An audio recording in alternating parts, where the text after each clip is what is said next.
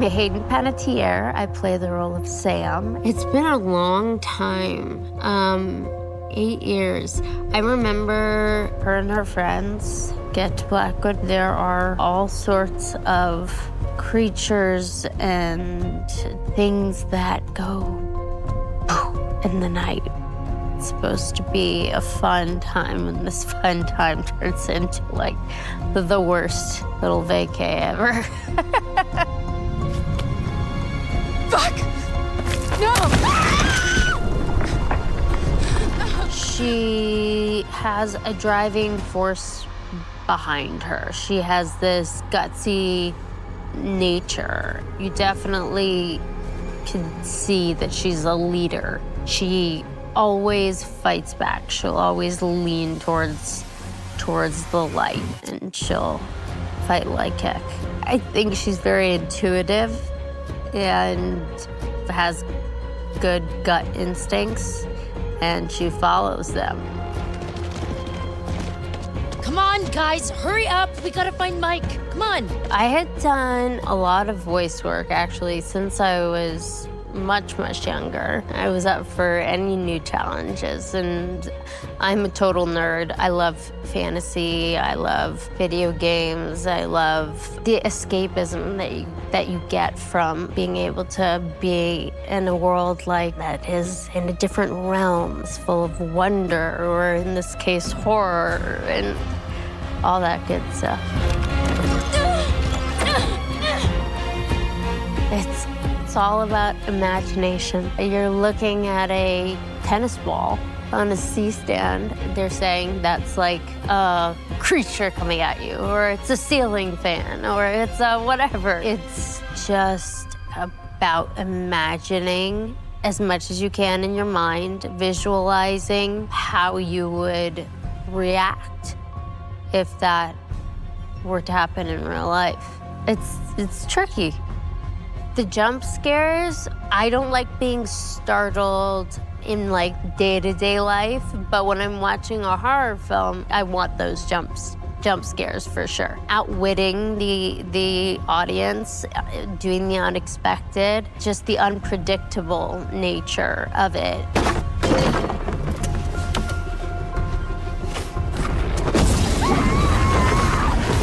One of the things that just separates it from the rest, I think it's the interactive part of it. Allow the audience to make decisions, and based on those decisions, something entirely different would happen.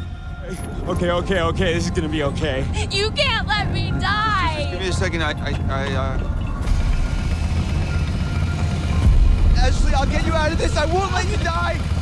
It makes you feel like you're there and you're in charge of the lives of these characters that you come to grow fond of. I've watched so many shows where they talk about the butterfly effect. If you really break it down, it's a real thing. It's a real thing. You change one thing. You pull one little thread from the blanket and it becomes a different pattern. Until Dawn has been around for years and years now, and I think people love it. And the fact that they, are going further with it says that there's a want for it.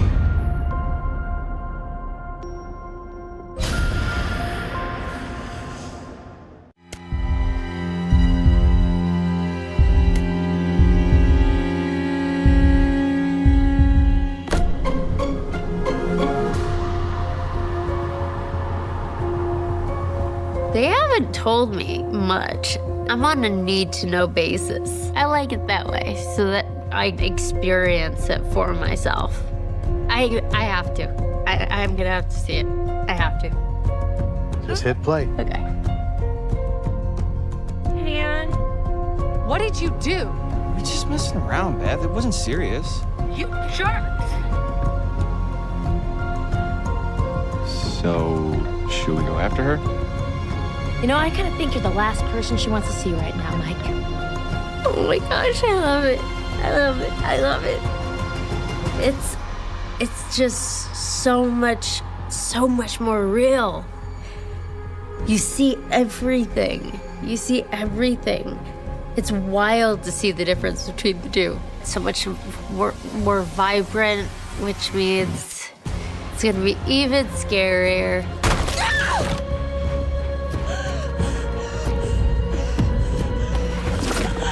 What is that? Damn it!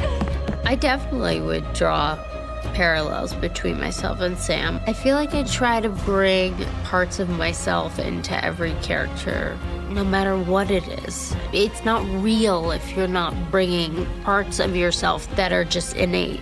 I think I would make the same decisions, some of the same decisions as Sam does. This is so fun. It was fun to come back. It was exciting to come back, exciting to revisit things.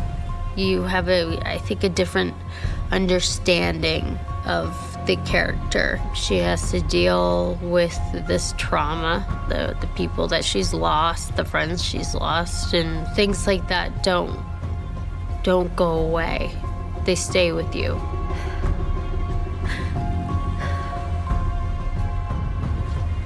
So she's made it through, but as we see, she's struggled, and she doesn't want to take out her inner struggles on her family. Sometimes she just gets frustrated with herself. Continuously you go back through it in your mind. What if I had done this differently? Would this person be alive? What if I had done that differently? Then I wouldn't be left here in hell on earth. The voice that calls her Sam. She obviously is linked to this place. You know, this scar shows up on her arm out of nowhere. You don't just find something like that on your arm and not go looking for the answer.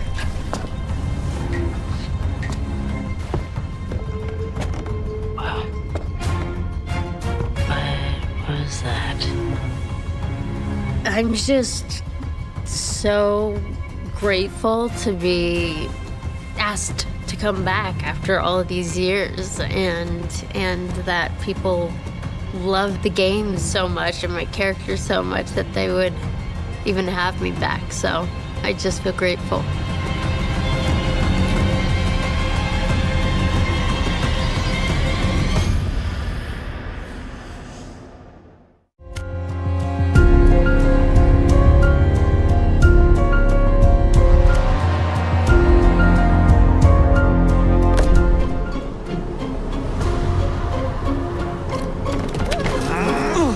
It was really exciting when we found out that we were going to be working on Until Dawn again, and it was a really exciting opportunity to revisit the music for the game. The original score by Jason Graves really brought the game to life, and we were keen to elevate and enhance on the foundations that he'd laid.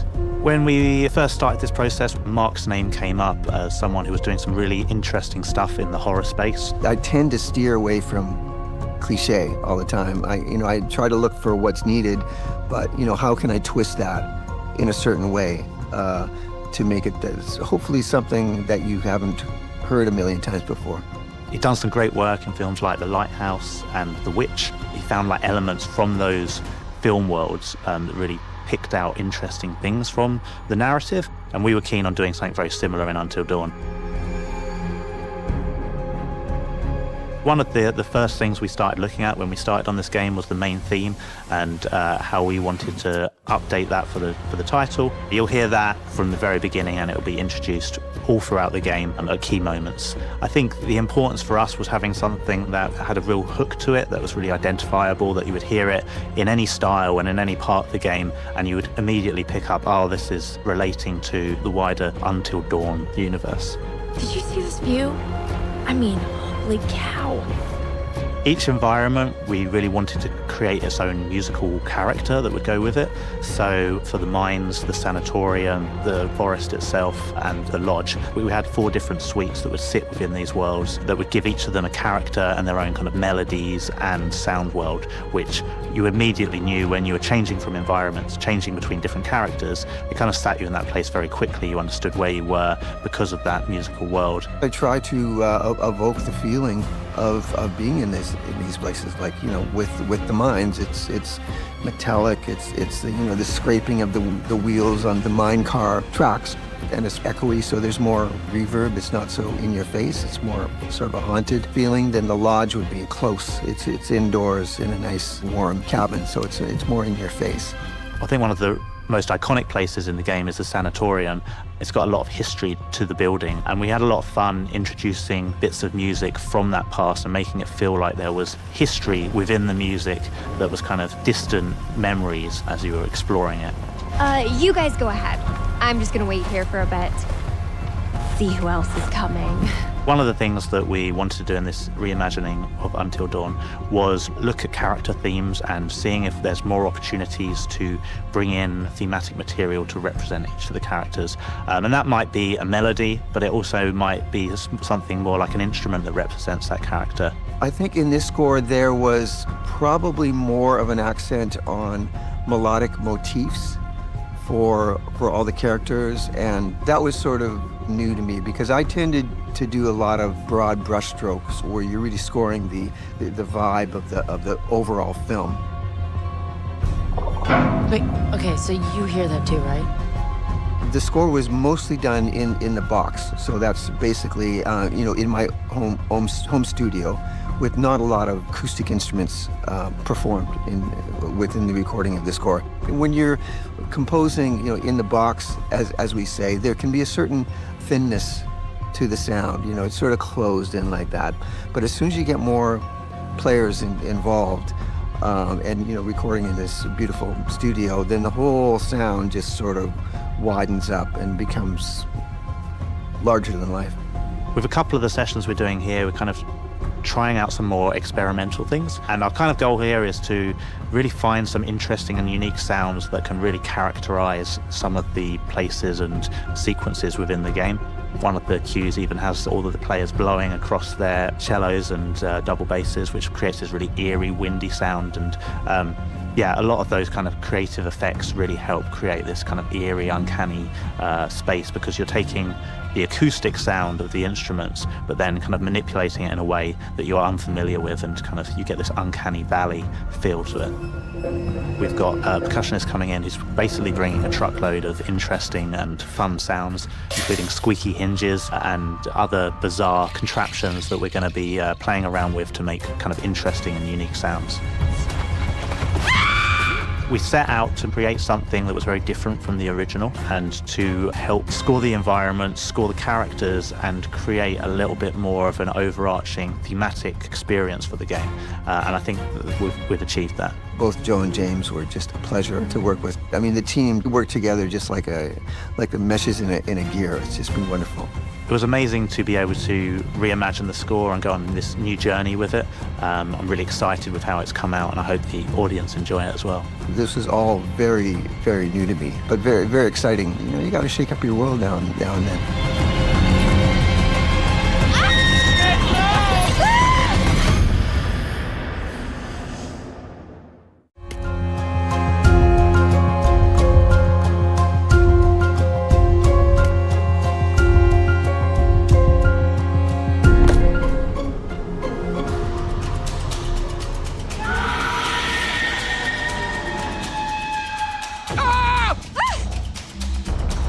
I love experimental sounds because I love to be surprised by what I hear. I wait for the moment where I can go, what the hell is that sound? I've never heard that before. I mean, that's the real spark for me as a composer. I think Mark's probably the best person to talk about the apprehension engine and all of the bits and pieces that it's got going on that. It's a horrendous sounding, but also awesome sounding bit of mechanical machinery, which is really cool. And some of that's been used in the score, to create those really intense and horrible screeching moments, which are perfectly illustrated using that engine. I got together with a friend of mine. We put our heads together and designed this box that would contain some of the techniques that I've always experimented with. I've spent a lot of time experimenting with EBOs, but doing it in sort of really strange ways. We just have basically one string for the EBO. I really, press it against the pickup and get it to squeal and make very, very aggressive and rude noises. We have 3 strings for the hurdy-gurdy, and I play it with my fingers. And then we have some steel rulers poking out the front, and I use a glass bottleneck slide, and I would use, this is sounding pretty crazy, but I use a nickel harpa, which is a short little bow, and I'll bow the rulers, giving them a shrieking sound. And then off to the back of it, I have these long steel rods. I call them the wacka-wacka rods. So when you flip them up and let them go, they just go wacka, wacka, wacka, wacka, wacka, wacka, wacka, wacka, wacka, sort of forever. Or you can bow them. And then I have a spring reverb, which is a spring reverb from a guitar amplifier. And I play that with the EBO too, so I'll slam the EBO into it and get that to howl and squeal and give me sort of industrial sounds. Sometimes these things can be a little scary, even terrifying, but I'm here to make sure that no matter how upsetting things may get, you would always find a way to work through it.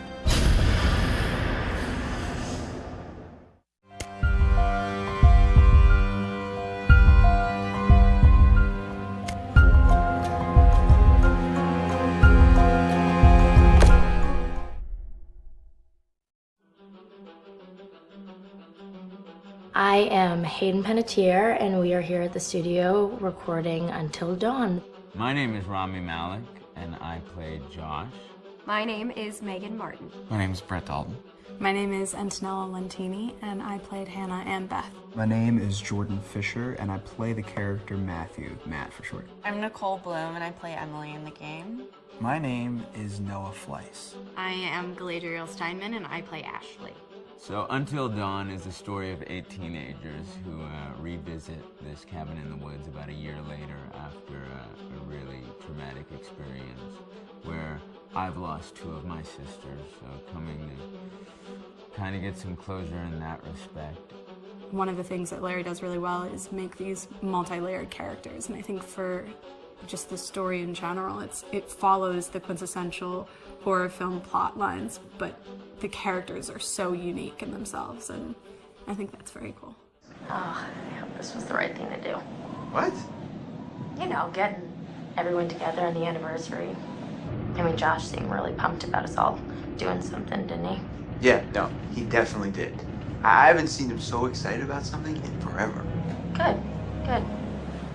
Sam and I have a few things in common, such as being huge lovers of animals, and she's a huge animal lover. She's vegan. She is a pacifist. I'm not quite sure if I'm gonna go as far as saying that I'm a pacifist, but she's spunky and cool. I know that she, I think, is made fun of a little bit by the rest of them who think that her morals and her beliefs in that area are a little ridiculous and they don't agree with them, but she doesn't care. It doesn't stop her from being herself, and that's something that I hope I have in common with her.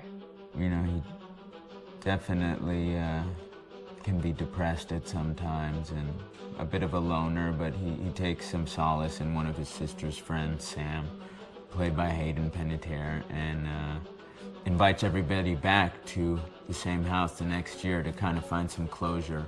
Jessica she has a whole lot of personality. She is definitely the sort of mean girl character that, you know, at school she knows she's pretty, she knows that boys like her, and she's gonna use it to her advantage.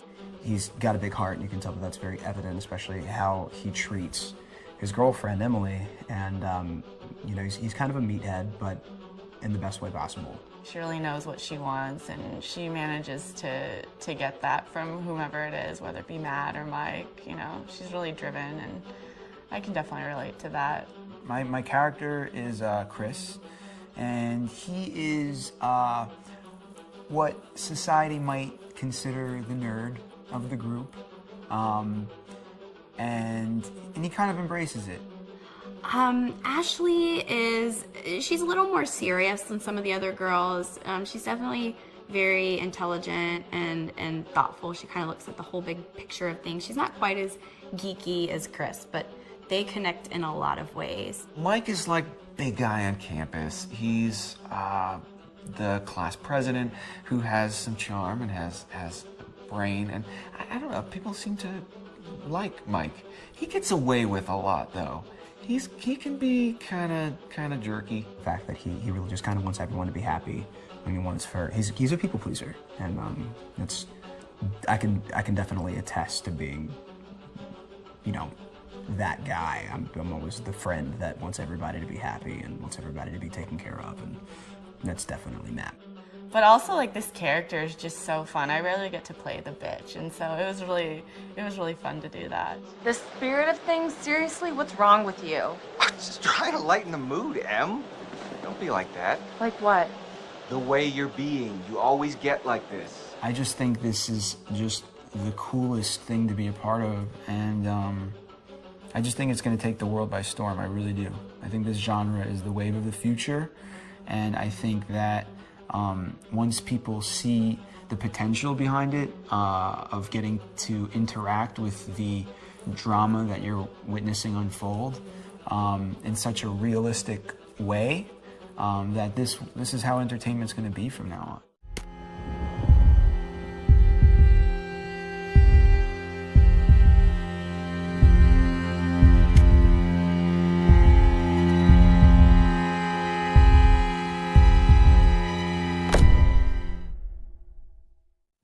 Hi, Larry. Hey, Graham. Hi, my name is Graham Resnick. I'm a filmmaker, writer, director, sound designer, and I started working with Larry Fessenden about 10, 15 years ago through my friend Ty West, who I grew up with, and have done a lot of sound design with on his films. And he was producing Ty's films at the time, and Ty introduced me to Larry. Larry produced my first feature, and we've written together on several projects. My name is Larry Fessenden. I'm a filmmaker. I run Glass Eye Pix, which is an independent production company out of New York. We make indie movies, a lot of scary movies as well. And I got a call to audition to write this video game. And I called my pal Graham Resnick because Graham is a gamer. And while I thought I could offer something to the idea of writing this multi-branching story, I knew that I would want Graham's expertise as a lover of gameplay, since I guess games were started. So and just as a lover. And as a lover, yes. Just why there's so many sex jokes in the game. There was one Italian website that did say the Larry Fessenden and Graham Resnick, the two lovers behind Until Dawn. Come here. Maybe I know how to handle you too. I am definitely ready to be handled. So I wanted Graham by my side. Yeah, and we got the gig, and it's been an amazing ride. Oh, hell yeah. Oh my god, she's taking her shirt off. What? Oh my god. Matt, what are you doing here? Hannah. I'm sorry, Hannah. This all got out of hand, but... So in the game, the basic setup is that a year prior to the game's start, all these kids had gone up to a ski lodge that was owned by the parents of one of the kids, or a couple of the kids, and some of the teenagers played a prank on some of the other teenagers, and a terrible tragedy occurred when a few of them, two sisters, ran out into a blizzard, and were never seen from again.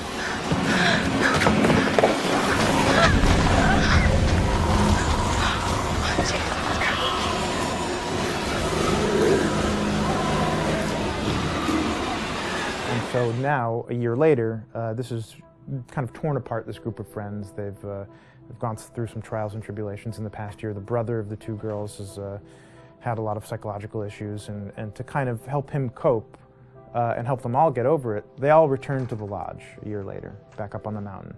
And the idea is to get over it, but... the healing does not begin. Yeah, and these kids are all trying to find themselves. They've been through a trauma, but in general, they're just teenagers trying to figure out who they are. So they're all kind of falling into the patterns, the stereotypes, the characters they see on TV and in the movies. I think we were very interested in taking genre tropes and kind of making them sort of refresh them.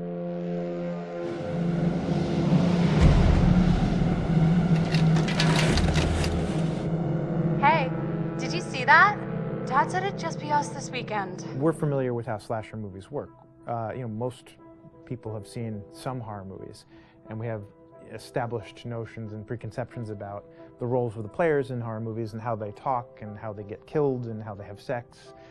And to bring you into the game that way and then subvert a lot of those expectations was kind of our goal. They're haunted by some incident that happened in their past, which I think you pretty much figure out that that's going to have a role in their interaction.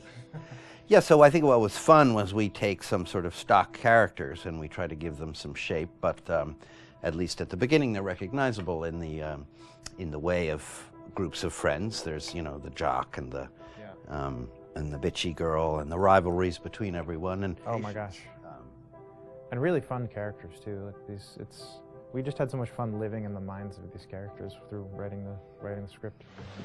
What do you think? Jesus! It was fun. I think we were looking to get that kind of banter that you see both in movies, but also that you absolutely have with friends and sort of those inside jokes. And of course, as writers and as friends ourselves, we sort of developed little tracks and we try to give the characters that kind of vibe.